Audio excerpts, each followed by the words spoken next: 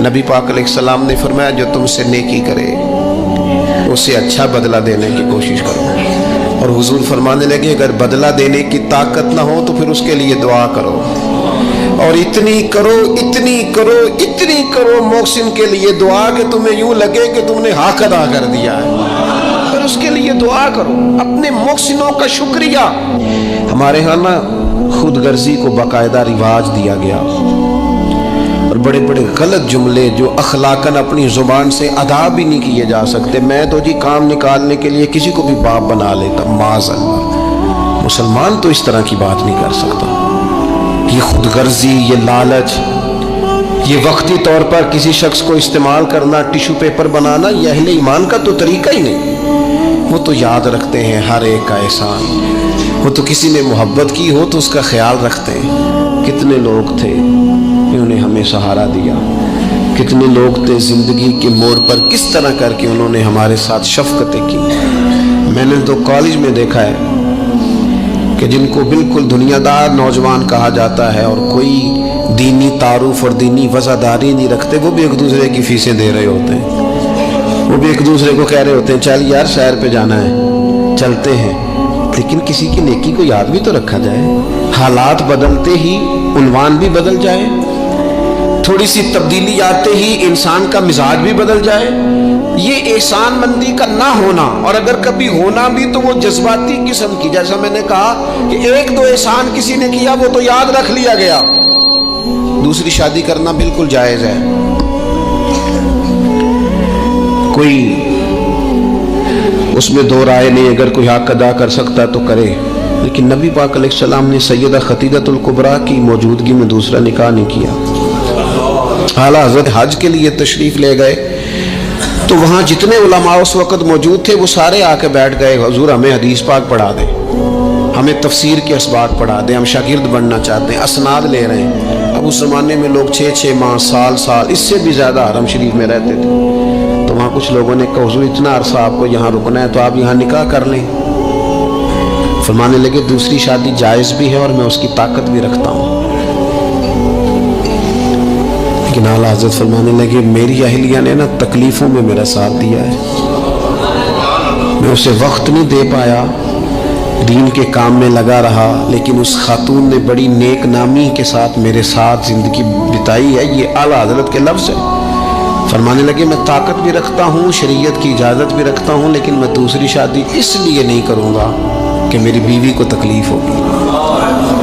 لیکن یہاں جناب حالات بدلے نہیں تو عنوان بدلا نہیں۔ میں نے کہا ہے کہ ناجائز نہیں کہہ رہا میں اس کو کسی مقام پر بھی، لیکن کچھ چیزیں ایسی ہیں جس کو آگے بڑھ کر ہم سیرت اور سوانے سے لے سکتے۔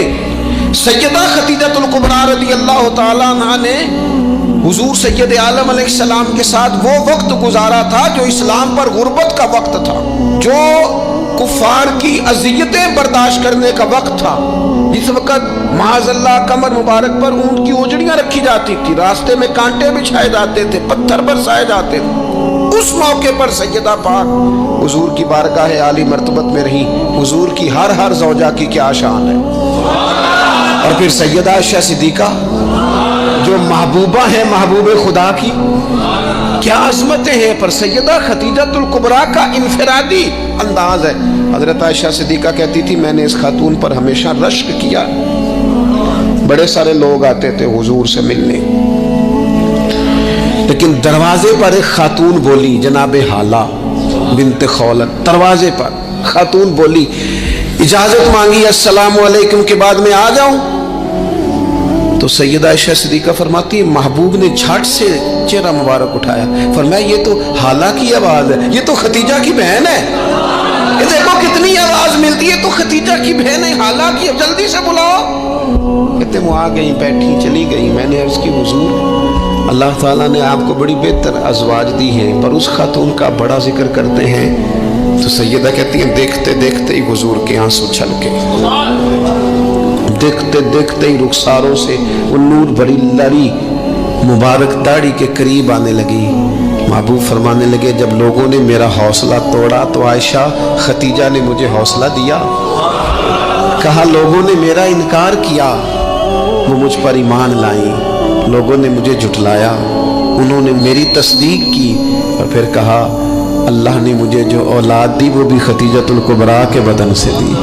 वला तनसबुल फदल बैनकुम, आपस में एक दूसरे के एहसान भुला ना दो। वो जिसने एक मौके पर जब तुम कर्ज में उलझ गए थे तुम्हारे साथ नेकी की है, वो तुम्हें सारी जिंदगी याद रही। और जिन भाइयों ने, जिस अहलिया ने, जिन दोस्तों ने, माँ बाप ने, करीबी अजीजों ने जिंदगी तुम्हारे नाम कर दी, वो तुम्हें भूल गया एक मिनट में।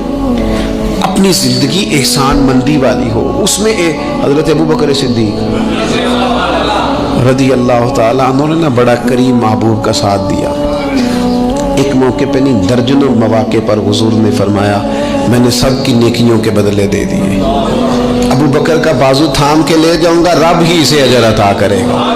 हजरत सिद्दीक अकबर रदी अल्लाह ताला अन्हु की उन बातों को मेरे करीम ने हमेशा, बल्कि हजरत उमर कहते हैं मेरी और जनाब सिद्दीक अकबर की किसी बात में शकरंजी हो गई थी, और जनाब सिद्दीक हुजूर के पास चले गए और जाकर के अर्ज किया कि या रसूल अल्लाह सल्लल्लाहु तआला अलैहि वसल्लम ये मामला हो गया है। हजरत सैयदना अबू बकर सिद्दीक की बात सुन के हुजूर खामोश हो गए। हजरत सिद्दीक ने अर्ज की हुजूर मैंने कहा भी था, अर्ज भी की थी, लेकिन उमर फारूक माने नहीं। ये अगर कोई भाई माजरत करे तो उसकी कबूल कर लेनी चाहिए। हमारे यहाँ ना एहसास होने पर मिन्नतें करते देखे हैं मैंने भाई, अपने बच्चों समेत आके बैठे देखे और चार यार गलती हो गई थी। वो बंदा जिसकी रोजाना लाखों गलतियां रब माफ करता है, वो किसी की एक खता भी माफ करने को तैयार नहीं है। शादी का मौका है, मनाने के लिए जा रहे हैं रिश्तेदार, कहते हैं आज ही तो टाइम आया नाराज होने का, और तैयार ही नहीं है, राजी नहीं होते। ये हदीस याद रख लेना, नबी पाक अलैहिस्सलाम ने फरमाया जिसका भाई उसके पास माजरत लाया, माफी मांगने आया और उसने माफ न किया, महबूब फरमाते मेरे हौजे कौसर पे ना आए, यहाँ ना आए। तेरा भाई हाँ कोई अकीदे का मसला था, कोई शरी मामला था तो बात और थी, जात के लिए बुत बना के रखे सारी जिंदगी, और माफी देने को हम तैयार ना हुए। एहसास ही नहीं पैदा किया कि वो जो आ गया है वो तो अब आ गया, अब हमें दरगुजर का हुक्म था। हजरत अबू बकर सिद्दीक रदी अल्लाह ताला अन्हु ने माजरत चाही, लेकिन जनाब उमर के मिजाज में जलाल था, वो नाराज हैं। हजरत सिद्दीक हुजूर की बारगाह में हाजिर हो गए, सारा मुद्दा अर्ज कर दिया। हजरत उमर कहते हैं मैं पीछे गया, और जब मैं गया तो मैं हाल सारा समझ गया। कहते हैं जब नबी पाक की बारगाह में गया तो जो हुजूर के जुमले थे वो जनाब सिद्दीक अकबर की अजमत को कहाँ से कहाँ ले गए। महबूब फरमाने लगे उमर क्या तुम मेरी खातिर अबू बकर को छोड़ नहीं सकते थे? फरमाया जब सब मुझे झुठला रहे थे ये मेरी तस्दीक कर रहा था, जब सब की तलवारें नियाम से बाहर निकली हुई थी और अबू बकर सीना खोल के मेरी हिफाजत कर रहा था, तुम मेरी वजह से इसे छोड़ नहीं सकते थे। एहसान किसी का तो याद रखा जाए। और जो लोग एहसानमंद थे, हजरत शेख सादी रहमतुल्लाह ताला अलैह फरमाते मैंने देखा एक शख्स के पीछे पीछे हरन चल रहा था, वो जरा मेरे करीब आया तो मैंने उससे आके कहा कि ये हरन तो बंदा देख के भाग जाता है, तेरे पीछे कैसे चल रहा है? तो सादी फरमाते हैं वो शख्स कहने लगा इसका बच्चा मर रहा था, मैंने बचाया है, मैंने इसके बच्चे को पानी पिलाया है, घास खिलाई है, तो जब से ये दुम हिलाता हिलाता मेरे पीछे है। हजरत सादी फरमाते हैं उसके गले में रस्सी कोई नहीं थी, पर अगर उसके गले में कोई रस्सी थी तो एहसान की रस्सी थी, जिससे वो बंधा हुआ पीछे पीछे चला आ रहा था। कोई तो ऐसी रस्सी, यहाँ तो भाई इतना अजीब मामला हो गया है। हमारे एक बहुत बड़े बुजुर्ग आलिम हैं, तो एक दिन फरमा रहे थे यार हद हो गई है, जिनको पढ़ाया था लिखाया था वो मुकाबले में आकर बैठ गए, हमने शागिर्द बनाए थे कि दुश्मन तैयार किए थे। वो अरबी का एक मुहावरा है ना, जिससे नेकी करो फिर उसके शर से भी बचो, बाज तो उसे हजरत अली का कौल भी कहते हैं। अपनी जिंदगी में ये मिजाज कभी ना बनाए, कभी ना बनाए, कभी कोई ऐसी तबीयत के अंदर बात ना लाएं। लोग मुख्तलिफ लोगों के बारे में नाम लेके ठट्ठा करते हैं माज़अल्लाह और बड़ी बड़ी बातें सुनाते हैं। एक खान साहब से मेरी मुलाकात हुई कुछ अर्सा पहले, تو ایک انتہائی غریب آدمی کے گھر میں نے انہیں ڈیوٹی کرتے دیکھا، تو میں نے کہا آپ یہاں ڈیوٹی کرتے؟ کہنے لگے یہ ہمارے صاحب بڑے امیر ہوتے تھے، غریب ہو گئے، سب چھوڑ گئے، حالات کا تغیر بدلا۔ تو میں نے کہا آپ کیوں نہیں چھوڑ کے گئے؟ کہنے لگے کیا کروں، مجبوری ہے، نمک کھا رہا ہوں، ان کے گھر کا نمک کھایا ہے، اب حالات کے تغیر اصلہ نال جے نیکی کریے، وہ نسلاں تاک نہیں بھول دے۔ تو وہ میرے دوست کہنے لگے میں نے اسے 20 دفعہ کہا ہے کہ تو چلا جا، سب چلے گئے اور میرے پاس گنجائش بھی نہیں، لیکن یہ کہتا ہے یہیں روٹی کھائی ہے، جب راج کے ملتی تھی تب بھی کھاتے تھے، اب ایک ملتی آدھی آدھی کھائیں گے، رہنا یہیں پہ ہے۔ احسان مندی کا مزاج، اور بالخصوص اپنے قریبیوں کے بارے میں، اپنے اہل خاندان میں سے قریبیوں کے بارے میں احسان مندی کا مزاج بنائیں۔ اپنی طبیعت سے ناشکری، اپنی طبیعت سے رشتوں کو توڑنا، اپنے مزاج سے اپنے قریبیوں کے احسانات کو بھول جانا، اس سے باہر آئیں۔ اپنے اساتذہ کے لیے جذبات پیدا کریں۔ اعلیٰ حضرت رحمۃ اللہ علیہ فرماتے استاد بدرجے باپ کے ہیں، اور اس استاد سے کون مراد ہے؟ شیخ مرشد بھی اسی میں داخل ہے، جس سے ہم تربیت لیتے ہیں، جس کی وجہ سے اللہ ہمیں کوئی خیر نصیب کرتا ہے، جس کی بات سے کچھ سیکھتے ہیں، وہ بھی اس میں داخل ہے۔ فرماتے ہیں ان کا حق ہے، اور جو حق والے تھے انہوں نے حق اس طرح سمجھا کہ حضرت مولا علی شیر خدا فرماتے ہیں میرا استاد اگر چاہے تو مدینے کے چوک میں کھڑا کر کے مجھے بیچ دے، میں بک جاؤں گا، لیکن اس کے حق سے میں پیچھے نہیں ہٹوں گا۔ دل اگر صاف نہ ہو تو بھی مالک نیکیاں قبول نہیں کرتا۔ پاک ہوئے تے پاک ہی ملدا ہی، تے بنا پاکوں پاک نہیں ملدا۔ اے سارے وجود دے تون دے نالوں اکو تولا ٹکڑا دل دا۔ یہ جو پاکیزگی ہے نا دل کی، یہ نہ ہو تب بھی نیک اعمال اس کی بارگاہ میں قبول نہیں ہوتے۔ نیک اعمال کی قبولیت کے لیے دل کا صاف ہونا، کشادہ ہونا، کھلا ہونا، یہ بھی ضروری ہے۔ دل میں بوجھ ہو، عداوت ہو، حسد ہو، لوگوں کے لیے کینہ بھرا ہوا ہو اور اعمال قبول ہو جائیں نہ۔ اس کریم کے کچھ فیصلے ہیں، وہ اعمال کی قبولیت کے آداب بتاتا ہے۔ وہ کہتے ہیں میری مرضی سے کرو گے تو میں قبول کروں گا۔ حدیث پاک آپ کو صحیح مسلم میں ملے گی۔ نبی پاک صلی اللہ تعالی علیہ وسلم فرماتے سوموار اور جمعرات والے دن لوگوں کے اعمال اللہ کی بارگاہ میں پیش کیے جاتے ہیں۔ دو مسلمانوں کے، دو بھائیوں کے اعمال رب کی بارگاہ میں پیش کیے جاتے ہیں۔ اعمال ہیں، نیک اعمال ہے، نیکی ہے، نماز ہے، روزہ ہے، حج ہے، زکوٰۃ ہے، صدقات ہے، وہ نیک اعمال اللہ کی بارگاہ میں جمعرات اور پیر کو پیش کیے جاتے ہیں۔ رب کریم فرماتے ٹھہر جو ذرا ان کے اعمال کو روک دو۔ یا اللہ کیوں؟ فرمائے اس لیے کہ ان کے آپس میں نا دلوں میں نفرت ہے، گھٹن ہے، عداوت ہے، ان کو ذرا مہلت دو، یہ پہلے صلح کر لیں پھر ان کے اعمال بھی قبول کر لیں گے۔ کہ نہ عداوتیں پالی ہوئی ہیں، اپنے دلوں کے اندر گھٹن پیدا کی ہوئی، اختلاف کہاں نہیں ہوتا، لیکن نفرتیں پیدا کر لینا۔ کیا جرم کیا ہے بھائی نے؟ کون سا کفر کر بیٹھے ہیں رشتہ دار؟ کون سی ایسی بات نکل گئی ہے جو زندگی کے ناطے توڑ کے بیٹھ گئے ہم؟ رب کہتا ہے نہیں قبول ہوں گے ابھی اس کے اعمال، روک دو جب تک یہ آپس میں صلح نہ کر لے۔ مسجد میں بھی پابندی سے آؤ، فجر کی جماعت بھی نہیں چھوٹنی چاہیے، جمعے والے دن بھی وقت پہ آؤ، لیکن اگر قبولیت کرانی ہے تو 20 منٹ نکال کے نا اس رشتہ دار کے گھر بھی چلے جاؤ جس سے ناراضگی چل رہی ہے، تھوڑا سا نا ادھر بھی ایک چکر لگاؤ، اس لیے کہ وہ کہتے ہیں قبول ہی تب کرنا۔ 17 رمضان المبارک کو جنگ بدر ہوئی۔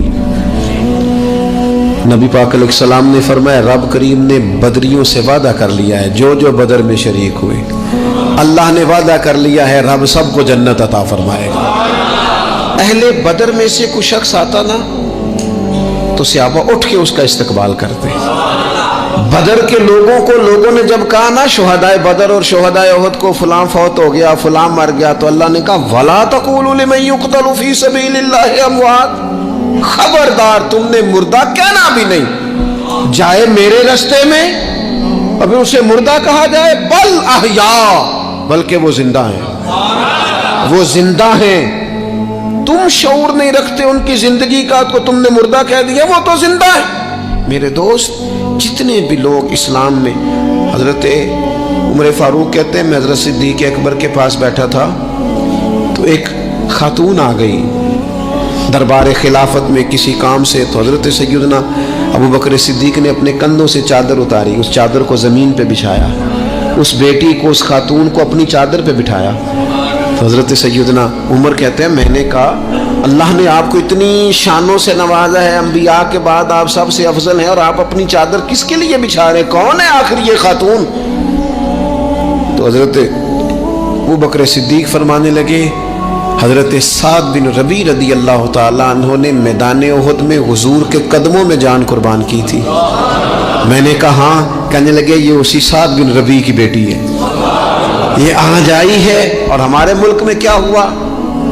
کبھی پلٹ کے دیکھنا شہداء کے خاندان کس کیفیت میں، کبھی پلٹ کے دیکھنا سرحدوں پہ جان دینے والوں کے بچوں کی کیفیت کیا ہے۔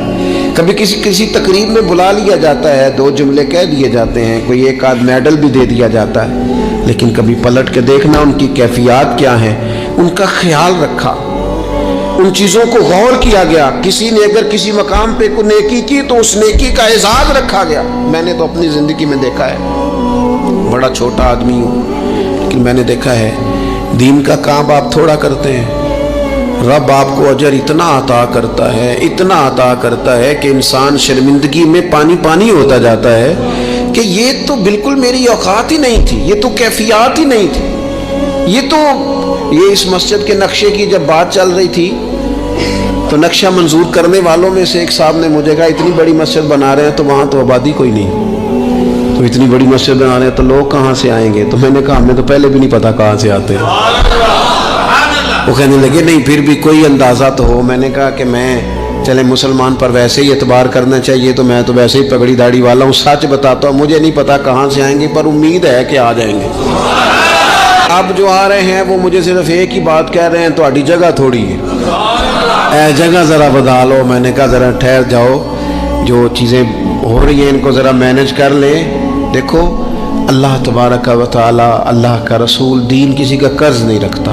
ہمارے مخلص ہونے میں دیر ہوتی ہے، ہم اور جلدی شکوہ کرتے ہیں اپنی زبان پہ، اللہ تعالی ہمیں معاف فرمائے۔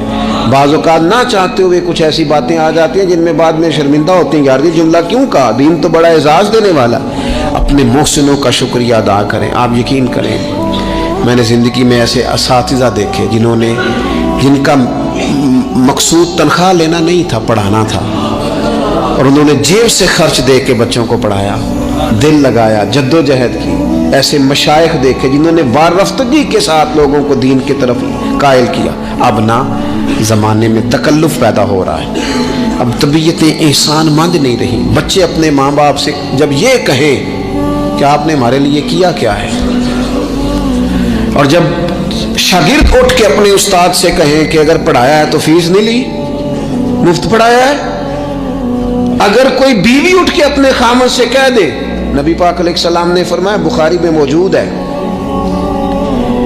کہ ساری زندگی تم عورت کے ساتھ نیکی کرتے ہو لیکن تمہارا ایک عیب دیکھتی ہے تو وہ کہتی ہے میں نے تو کبھی تم میں کوئی بھلائی دیکھی نہیں، یہاں تو سکھ پایا ہی نہیں۔ فرمایا اس بنیاد پر کثرت سے عورتیں دوزخ میں جائیں گی۔ اور اگر وہ خاتون جس نے سارے دکھ سکھ دھوپ چھاؤں خامد کے ساتھ گزاری، اگر خامد اسی کو اٹھ کے تانا زنی کرے، اس کے دو ایک کاموں کو بنیاد بنا کر کے یہ چیز نہیں ملی، یہ کپڑا وقت پہ استری ہوا نہیں ملا، اس کی زندگی کی ساری نیکیوں کو توڑ کے رکھ دے، یہاں تک کہ اس کے ماں باپ کے بارے میں بھی کمزور جملے کہے، تو اللہ کا قرآن کہتا ہے وَلَا تَنْسَوُا الْفَضْلَ بَيْنَكُمْ، آپس میں ایک دوسرے کا احسان بھول نہ جایا کرو۔ تھوڑا سا احسان مند رہیں، تھوڑا سا چیزوں کو سمجھیں، تھوڑا غور کریں۔ اگر یہ مزاج میں بات پیدا ہو جائے تو زمانے میں قرار آئے گا، ہم ایک دوسرے کی قدر کا احساس ہوگا، مل کے رہنا ہم پسند کریں گے، ہمارے اندر وہ چیزیں آئیں گی۔ یہ ادارے بنتے ہیں، یہ چلتے ہیں، لوگ آتے ہیں، میرا ہی نام ہے، مجھے ہی لوگ جانتے ہیں، میرا ہی تعارف ہوتا ہے، لیکن میں تو ابھی آیا ہوں، تو جس نے یہاں میرے آنے سے پہلے صفیں بچھائی ہیں وہ بھی تو بڑا قیمتی آدمی ہے نا، جس نے جھاڑو دیا اس کی بھی تو بڑی بات ہے نا۔ جو میں چلا جاؤں گا اپنے معاملات میں، جہاں مجھے مزید سفر کرنے نکل جاؤں گا تو یہاں ڈیوٹی کریں گے، یہاں سے چیزیں اٹھائیں گے، ان کی بھی تو بڑی بات ہے نا۔ لیکن ہم احسان ماننے کو تیار، یعنی سو رہے ہیں سیٹھ صاحب گاڑی میں، پیر صاحب، علامہ صاحب سو رہے ہیں، ڈرائیور گاڑی چلا رہا ہے، وہ سویا ہوا پتہ نہیں کتنی دیر ہو گئی، ایک ذرا جگہ کسی جگہ بریک لگ گئی ہے تو آنکھ کھلتے کہتا ہے دھیان نہ چلا، او بھائی تو سویا ہوا تھا۔ اس کی نیکی سمجھ، جس نے ساری رات تجھے سفر کرایا ہے اور یہاں تو تلخ ہو گیا صرف ایک بات پر۔ احسان مندی کا مزاج نہیں۔ مطعم بن عدی ایک سردار تھا قریش کا، یہ بات نا، یہ ایک میں پڑھتے میں بدر کو پڑھ رہا تھا دراصل، یہ ایک بات میں نے پڑھی تو یہ سارا عنوان ہی میں نے بدل دیا، میں نے کہا بات ہی اس پہ کر دی۔ ایک شخص کا ذکر آیا بدر میں، مطعم بن عدی کا، کافر ہے، مسلمان نہیں ہوا، بدر میں اس کا ذکر آیا۔ ذرا دیکھیے ذکر کیسے آیا۔ نبی اکرم صلی اللہ تعالی علیہ وسلم جب طائف سے واپس آئے نا، تو جب کوئی شہر سے جاتا تھا واپس آتا تھا تو کسی کی پناہ میں آتا تھا تاکہ پھر کوئی اسے تکلیف نہ دے، اس دور کا رواج تھا۔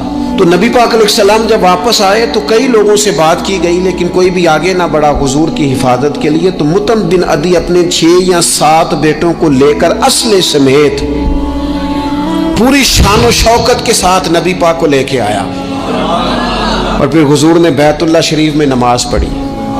وقت گزر گیا، ایک دور کی بات تھی، وہ دور گزر گیا، اس کے بعد بڑے دور آئے، اللہ نے معراج عطا کی، حضور یہاں آ گئے مدینہ طیبہ میں، یہاں سینکڑوں لوگ مسلمان ہوئے، بدر میں اللہ نے فتح دی۔ جب بدر کے قیدیوں کی بات چل رہی تھی نا، کہ یہ جو لوگ قیدی ہو کے ہیں انہیں کس طرح چھوڑنا ہے، تو بڑے بڑے سردار مکے کے تیار تھے سفارش کے لیے آنے کے لیے کہ ان قیدیوں کو چھوڑ دیا جائے۔ یہاں بھی مشورہ ہو رہا تھا کیا کرنا ہے، قتل کر دیا جائے ان کفار کو، یہ بھی مشورہ تھا، فدیہ لے کے چھوڑ دیا جائے، یہ بھی مشورہ تھا، بہت ساری چیزیں ابھی طے ہونی تھی۔ تو ان ساری باتوں کے بیچ اچانک کیفیت بدلی۔ صحابہ کہتے ہیں باتیں ہوتے ہوتے ایک نیا رخ بات نے اختیار کیا۔ محبوب کریم اچانک فرمانے لگے آج اگر مطعم بن عدی زندہ ہوتا، کیونکہ فوت ہو گیا تھا، کہا آج اگر مطعم بن عدی زندہ ہوتا اور وہ مجھ سے آ کے کہتا ان قیدیوں کو چھوڑ دے، تو حضور فرماتے ہیں میں دیر نہ کرتا فوراً ہی چھوڑ دیتا، چونکہ مجھے اس کی وہ نیکی یاد ہے، اس نے وہ جو اس وقت میرے ساتھ رویہ رکھا مجھے بھولا نہیں۔ صرف ایک بات آپ کی خدمت میں عرض کرنا چاہتا ہوں کہ اپنی زندگی میں نا وہ انسان بڑا چھوٹا ہوتا ہے جب ماں اسے وقت دیتی ہے، بڑا چھوٹا ہوتا ہے جب باپ اسے وقت دیتا ہے۔ بڑے اساتذہ کے پاس بڑی کتابیں جب بندہ پڑھتا ہے وہ بھی بڑا وقت ہوتا ہے، لیکن جب اسے یہ اچھی طرح پہچان کرانی ہوتی ہے نا کہ یہ الف ہے، یہ با ہے، اور نہیں یہ تا ہے، آنکھیں کھول کے دیکھ، 2 نقطوں والا تا ہوتا ہے، یہ سا ہے، وہ بھی بڑے مشقت والے لوگ ہوتے ہیں، وہ بھی بڑی محنت کرتے ہیں، لیکن کیا کرے بھول جاتے ہیں لوگ، نہیں یاد رہتا۔ وہ جس کی بات سن کے اللہ نے دین کی توفیق دی، اس کی بات سن کے اس طرف مائل ہوئے، پھر ریسرچ کی اور پھر اسی کو ان پڑھ کہنا شروع کر دیا، پھر کہا کہ اوہو توجہ تو اس نے دلائی تھی پر یہ بندہ ہی ٹھیک نہیں۔ یہ ہمارے ہاں عجیب ناشکری کا اور احسان فراموشی کا مزاج آیا ہے۔ ہمیں ہمارا دین کہتا ہے آپس میں ایک دوسرے کے احسانوں کو بھلانا نہ، اور نیکی کا بدلہ ہمیشہ نیکی رکھنا۔ حضور نے فرمایا شکریہ ادا نہ کر سکو تو محسن کے لیے دعا ضرور کرنا۔ اپنی زندگی، یہ جو لوگ احسان مند ہوتے ہیں نا، یہ بڑے نفیس لوگ ہوتے ہیں، یہ حدود کے اندر ہوتے ہیں، یہ بڑے باادب ہوتے ہیں، ان کی زندگی سلجھی ہوئی ہوتی ہے، ڈھلی ہوئی ہوتی ہے، یعنی یہ وہ لوگ ہوتے ہیں جن کا کوئی ہوتا ہے، یعنی ان کی کوئی سند ہوتی ہے، ان کے کوئی پیچھے ہوتا ہے، ان کی کوئی بہک ہوتی ہے، انہیں کوئی کہنے والا ہوتا ہے، ان کا کوئی استاد مرشد ہوتا ہے، انہوں نے کسی سے سیکھا ہوتا ہے، ان کی کوئی پشت ہوتی ہے، یعنی یہ وہ ہوتے ہیں جن کا کوئی ہوتا ہے۔ اور جو کہے کہ میں تو ساری محنت آپ ہی کی تھی، ابے بھی کچھ نہیں سی دیتا، پائی بھی چھٹ گئے سن، فلانا بھی تو بھائی او بھائی تو ڈھلا ہوا ہی نہیں ہے، ایسا آزاد بندہ، اس طرح کی کیفیات، یہ انداز درست نہیں ہے۔ اپنی زندگی کو احسان مند بنائیں۔